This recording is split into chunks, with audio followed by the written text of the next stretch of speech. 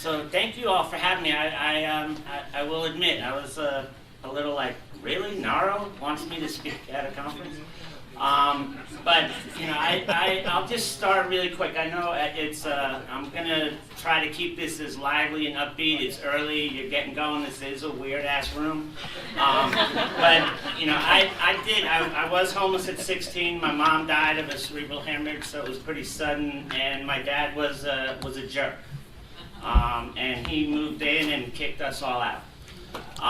Now, that's not the advent of contemporary homelessness in America. That's something that has been around forever. HUD didn't create my homelessness. What I learned from that experience, and this was in New York, I was a white kid from Long Island, Port Washington, you know, the typical middle-class white kid. I went to school and I thought I could be whatever I wanted. I had a decent education. I had a better baseline education, even though I never got past 9th grade, than most of my friends, once I was out in the street, had with high school diplomas. Not because I was smarter than them, because I went to a different school system than them. What I learned from being homeless in the early 80s, and from 79 to 83, I was out in the street. I started at Hospitality House because I was sleeping in their crash pad. Not because I went there with any charity endeavors or wanting to, you know, I needed a place to sleep. I was 22 years old. I was in the Tenderloin of San Francisco, which is not bucolic Sacramento by any stretch of the imagination. And I saw all these seniors. I saw families. Every morning at 7 o'clock, people started lining up. They stayed in those lines every single day from October of 82 till today. If they kept the lines going. Now they do managed care and case management intake systems and finger imaging programs. Back in those days, if you were homeless, you went to your local community organization and you got in line and you asked for help. And those lines were astronomical. And they were desperate. And it was a whole mix of people. And what I learned from this was there's two Americas. There's the America where you're a homeowner and you get whatever amount of housing subsidies you qualify for, where the IRS runs your housing subsidy program, not HUD, not USDA, not Redevelopment. There is no cap. There is no line item budget on homeowner housing subsidies. And yet with poor people, you have to be moral enough. You can't have a felony conviction. We can't afford it. That's about classism. That's about racism. That's about the commodification of housing. That's not about the human beings that need a decent place to live, because we all need a decent place to live. And so I did start out as direct service. I was actually pretty good at it. I was manipulative. I was an entitled white boy, and you know, the system's kind of set up for us. We know how to work that shit, that stuff. I told you this isn't my usual crowd, man. That may not be the first one you hear.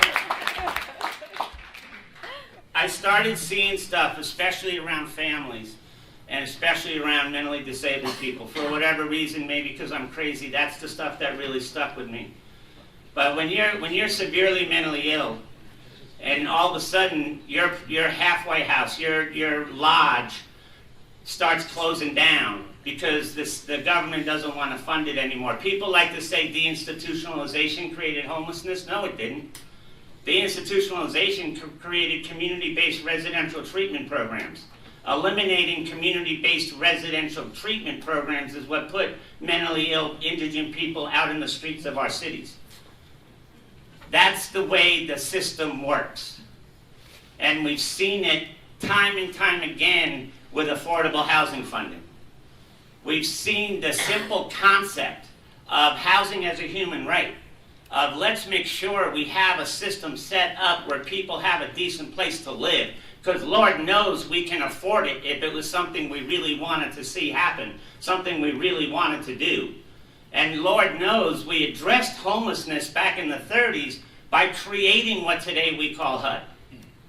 And we see the re-advent of contemporary homelessness starting in the early 80s when we dismantled that system. So we know there's a cause and effect. We know that when we build housing, people no longer live in our streets. Homelessness is not a choice that we make. And for those of us that's out there in the street that will say, oh yeah, I'm here by choice. Well, you give me a choice between a gospel mission and sleeping out in a park with my friends. Yeah, guess where I'm going to sleep? I'm going to be out in the park with my friends. When I started out in the homeless programs in the early 1980s, the check-in time to get into bed was 11 o'clock at night. Now it's 4 o'clock in the afternoon. Why? Because they don't want homeless people out in front of the shelter program when other people are going to the freaking BART trains to go home from work. Out of sight, out of mind. Grown adults don't go to bed at 4 o'clock in the afternoon. You don't want to go to your employer and say, I got to leave early today because I got to go check into the shelter and I can't work till 5 o'clock, 6 o'clock, 7 o'clock. I can't do overtime because I got to go check into the shelter. That's called prison. That is not called compassionate care for a human being. And it also shows that the system isn't set up by the people the system is serving. Because quite frankly, in all poverty endeavors, the number one employer of poor people should be programs that serve poor people. That is economic development. If we want to show housing as an economic development program, I know for a fact from the Community Housing Partnership, we have over 2,500 units of affordable housing. Every single unit is affordable to the poorest people in our community. Every single one. We don't do the 80% of AMI or the 110% or the 60% of AMI. No, every single unit we create is affordable to the poorest people in our community. And it means that it's a struggle to get this 18 different funding systems you got to package together in order to be able to afford to do that. And it also means you don't develop quite as quickly and rapidly as maybe the city sometimes would want you to do or other programs would want you to do. But you make goddamn sure that the people you're building the housing for are the people that were the community from which you came from. Poor people. The people that the housing is supposedly intended for. You know, in the mainstream media and in the debates on the state, I do get to go to Sacramento a lot. You can imagine, they love me. But in all those debates, you hear about, oh, but you know, we're funding, and there's an initiative right now about funding affordable housing funding. But then when you get down to, well, where's the 15% of AMI, which is where any family on welfare is ranking, 12 to 15% of AMI. You guys all know AMI and shit, right? Yeah. Normally I would have to stop now and give an explanation of what AMI is. But it's about less than a third. It's like 10% of those units are actually affordable to the poorest of the poor. And then everybody wonders, well, we built all this affordable housing, why are these people still out in the street? Well, it must be that they're there by choice. Because all people hear is affordable housing is being built. They don't realize how bureaucratic and cumbersome the development of affordable housing has become as HUD and others have decided we want to shrink the level of subsidy that we're providing so that we can say we created a whole bunch of units without spending any additional funding. And now we're seeing that in homeless programs. You hear about Housing First, you hear about Chronic Homeless Initiative. That isn't new money. They had to redefine family homelessness, created a new category of homelessness for families that they call poorly housed. Poorly housed. So a family that's doubled up, a family living in a single-room occupancy hotel, a family that can't document their homelessness is no longer homeless. They don't qualify for homeless services. They now fall under the category of poorly housed so that we can serve the chronic homeless. Chronic homeless meaning visible single adults in downtown corridors that can fit into a single-room occupancy hotel so that cities and government can claim that they're addressing homelessness because people don't see it as much. Because if a family puts their kids out in the public space and actually shows people the level of homelessness that families are experiencing, they lose their kids.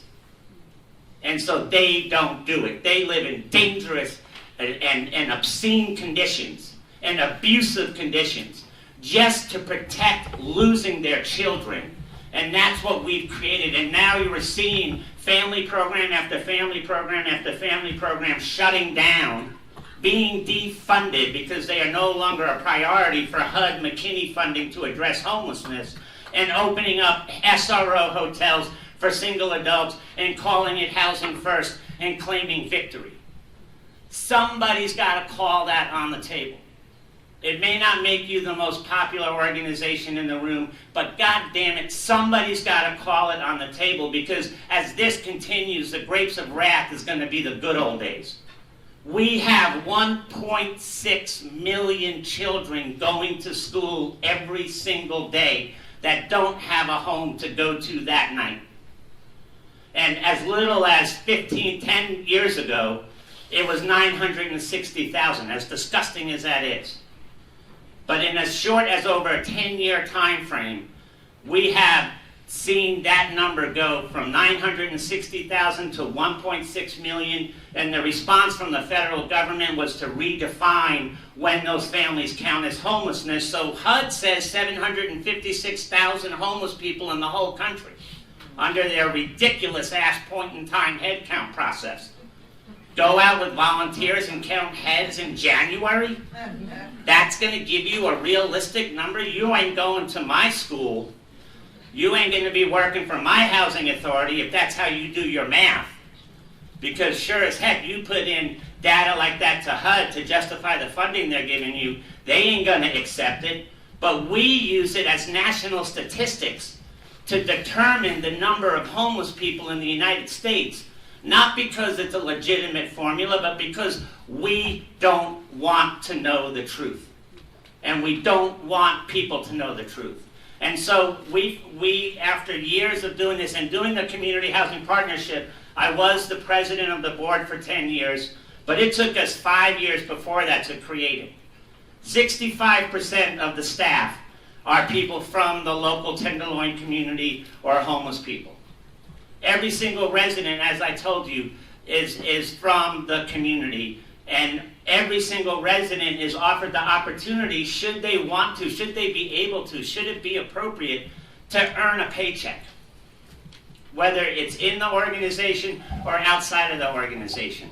Because we take serious that housing development is economic development. Housing development in poor communities lifts and benefits the whole community. That's how we see it. And so, you know, I get to what the stuff was created for in the first place and what we now call HUD.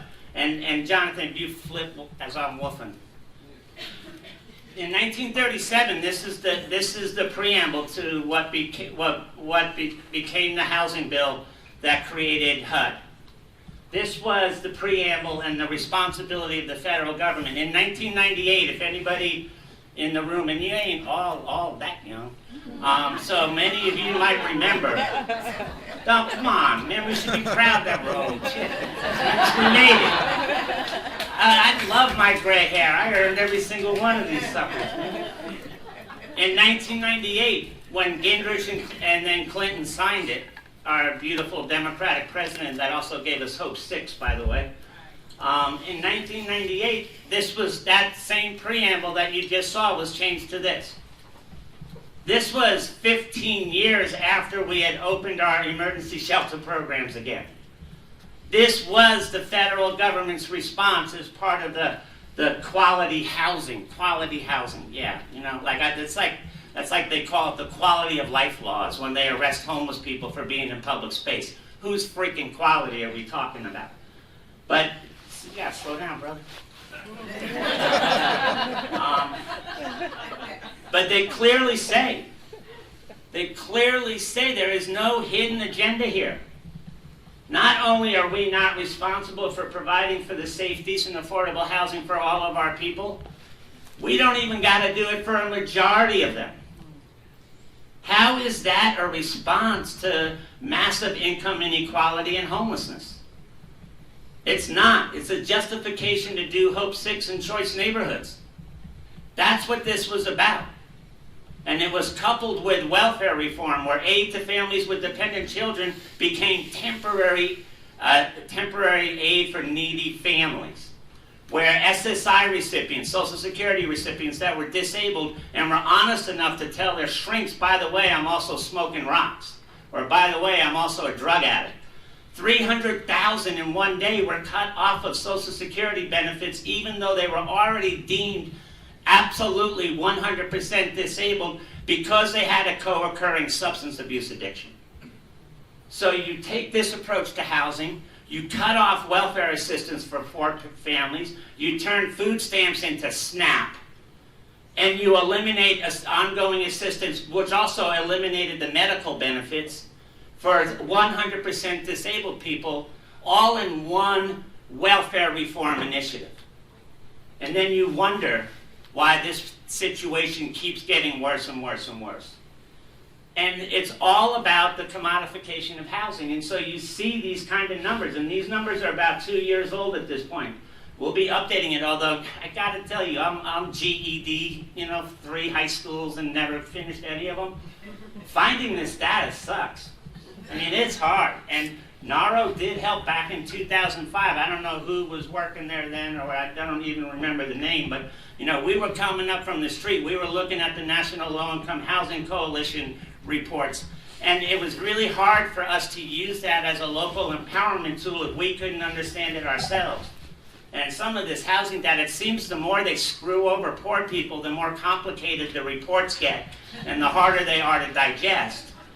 And it was really impossible for us to go out in our communities and show other poor people and homeless people, hey, if you're in public housing, you are a brother and sister of homeless people, because we ain't that separate from each other. We're one step away from each other. If the cops are arresting you for being an illegal immigrant, trust me, they're arresting you for being young, black, and standing on a corner and calling it a gang injunction. It's the same. How we are treated by people that don't seem to really want us in our communities anymore. And then you look at the advent of business improvement districts, and you look at the gentrification that's happening in downtown corridors, and you see the police are an incredibly important tool in removing people from public space. We see that as nothing more than Jim Crow anti-Okie laws reinvented. And we're running bills in 3 states to stop the criminalization of sitting, standing still. They call it loitering, we call it standing still. And sleeping and laying down. Because if sleeping, sitting, and standing still are criminal offenses, every single one of us is guilty of breaking those laws 3, 4, 5 times a day. Very few of us go to jail for it unless you happen to be a person of color, be poor, be mentally disabled, or God forbid, be all of those things and be homeless at the same time.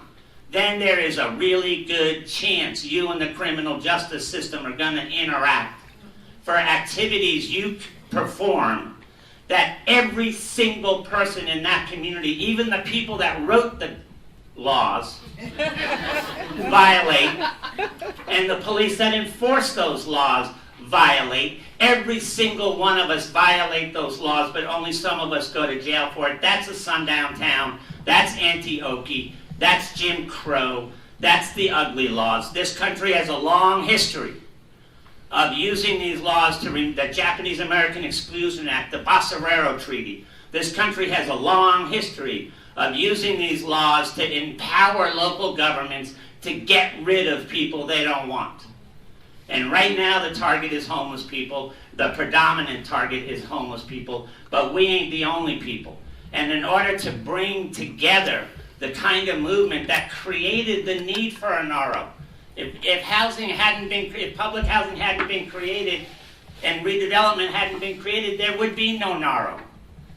And we need to join forces with the people that are out there on the street, because we're the ones that are out there, but they're coming after all of us. And they're doing it by defunding and by changing who you serve, so that you start serving people with higher incomes so they don't have to do such a deep housing subsidy, so that all people can afford housing. And this kind of number should show you eliminate that number of housing units, you're gonna have homelessness.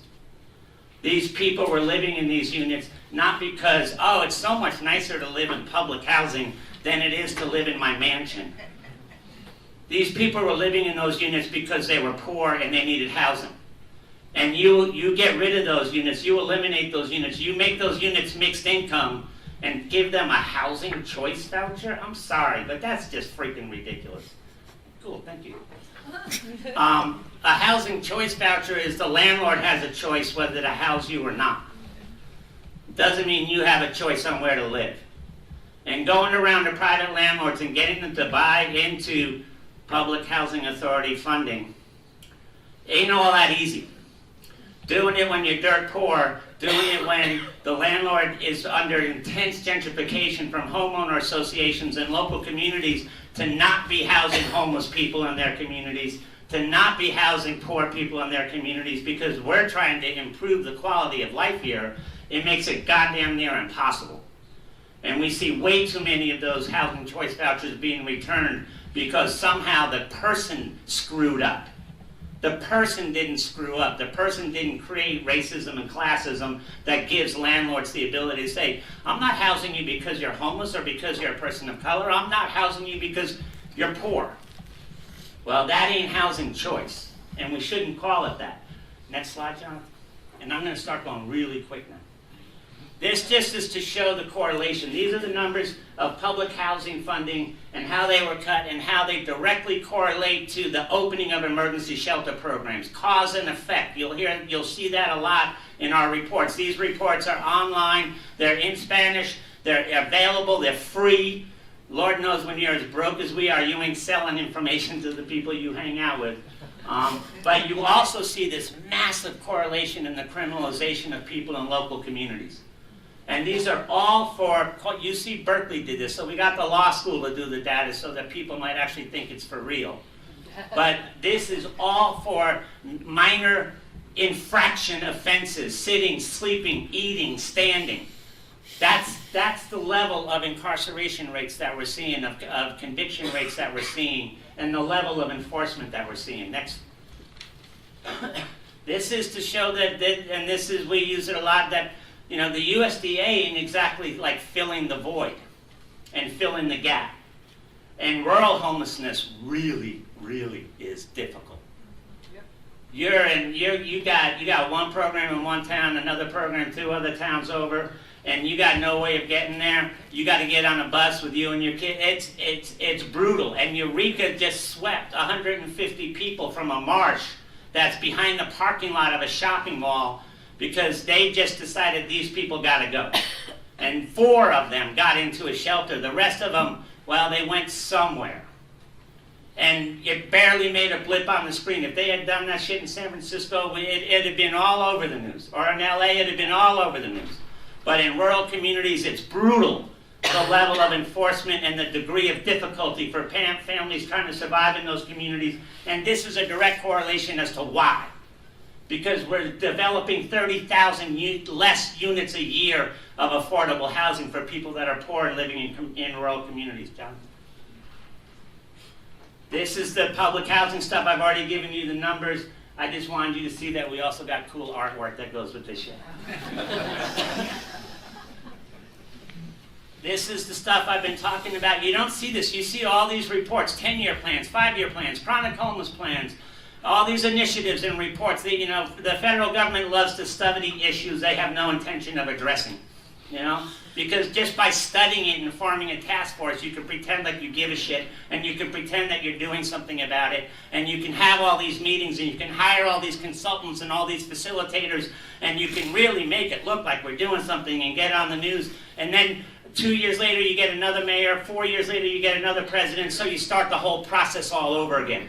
And I say that from experience because I've been doing this for 34 years, and I've been on all those task forces, because if you're going to talk about me and my brothers, I'm going to be in the goddamn room. And I've seen, if we took all the trees that were cut to look at all the reports that were written about homelessness and use that wood to build housing, we'd have a lot less homeless people than we got from writing those freaking reports. And this is to show it impacts all of us. All of this does. NAHRO and RAP should be kissing cousins right now. You know, the public housing agencies, and the welfare offices, it always drives me crazy how the welfare workers hate poor people that are coming in to get welfare. The poor people hate the welfare workers. Sometimes, no offense to anybody in this room, but sometimes public housing authority staff can be pretty freaking nasty. They're burnt out.